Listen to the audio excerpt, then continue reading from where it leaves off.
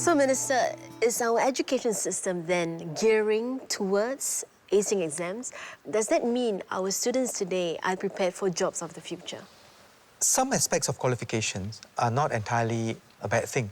If you are going to see a doctor or if you want an engineer to build a house, you do want to make sure that they have passed the examinations, they are fully qualified. Qualifications alone may not be enough for the future.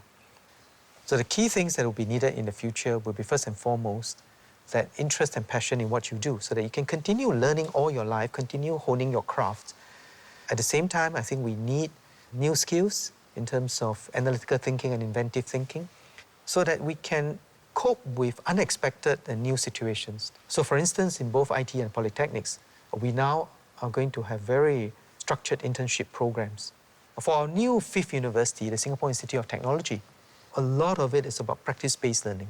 Because when you see real-world situation, our students are better able to appreciate what are the skills that they need to be able to cope with those real-life situations. There's absolutely no reason why education should be front-loaded in the first 20-odd years of one's life. And we ought to be learning throughout our life. That really is a mindset, isn't it? Absolutely. Yeah.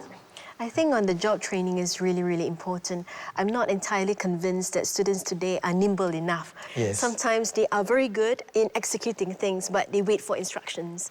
Minister, I read an article very recently, I think it's in Switzerland or Sweden, that they've started this concept called apprenticeship, where they expose young children, bring them to the workplace and expose them to the profession. Do you see we bringing this sort of education in Singapore? The Germans, Swiss, Dutch and Austrians have a very long history of apprenticeship schemes. Some of our schools have started it. For instance, the Northlight School, Spectra and Crest, we have real-work attachments. But where we are putting a lot of emphasis on this real-world work experience is in our ITE, polytechnics, and the university.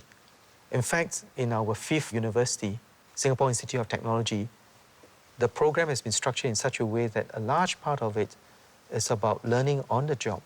In NUS, in NTU, SMU, they also have a very large element of work attachment and internship.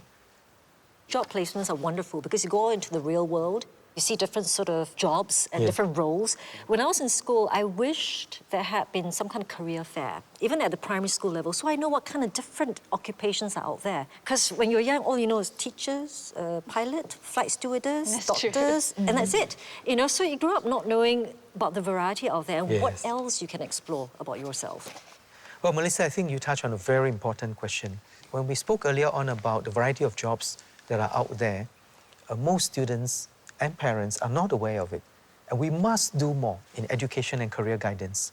So we are starting a program of education and career guidance throughout our schools.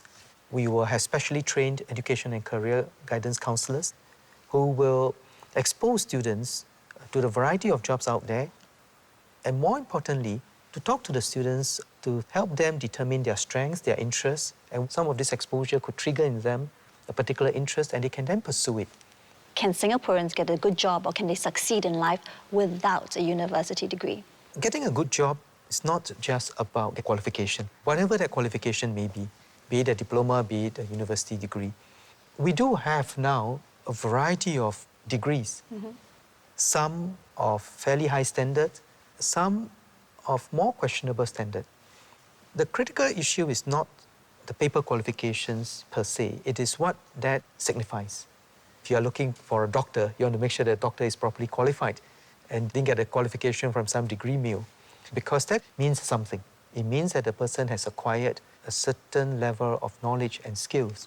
There are also many aspects of skills and knowledge which are not easily measured on paper. And the fact that somebody doesn't have a paper qualification does not mean that he or she cannot do the job.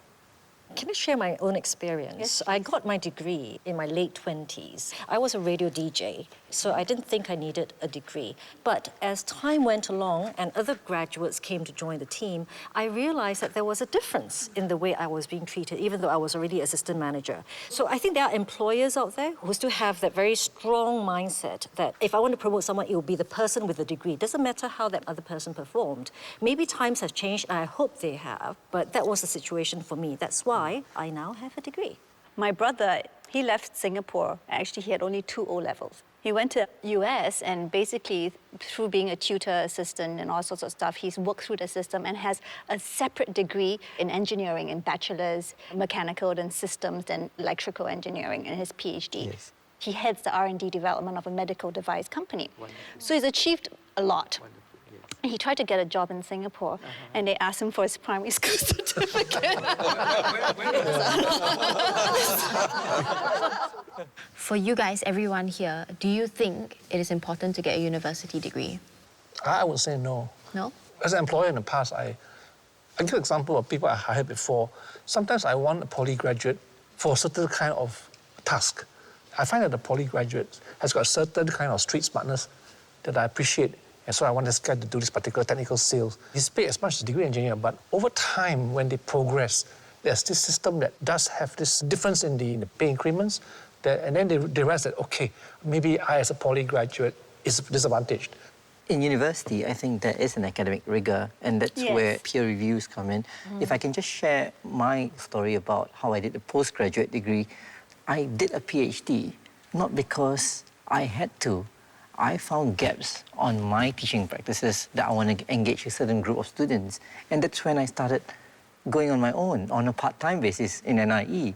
And I've learned so much. And it pushes me further because I can see results coming from it. We are not discouraging people from upgrading, from learning new skills, whether they lead to a qualifications or not. And going to get further qualifications is a good thing. The key is that the person is not doing it just as a paper chase, but really to learn something useful and relevant, or for the matter, just to keep their minds more active. We are, in fact, expanding places in the university. We're building a 5th university. We are working with UNISIM to provide lifelong upgrading opportunities. And our universities are providing a whole range of modular courses for students to learn. It's not just the result or the end result, right? It's that process. So then as Asians, where we're so kind of like driven by certain goals, that we mustn't forget the process of the whole thing. So when you're there, you want to be a part of it because you want to learn. You have the desire to be lifelong learners. It is also about an attitude of the mind, that I am going to continue learning and continue to expose myself to rigorous learning and not just be happy that, oh no, I got a piece of qualification and that's that. So we must make the change on many different levels. First of all, on the part of employers. In fact, we just made a change in the Ministry of Education recently. We used to put teachers on 2 entirely different tracks, whether you are graduate or non-graduate.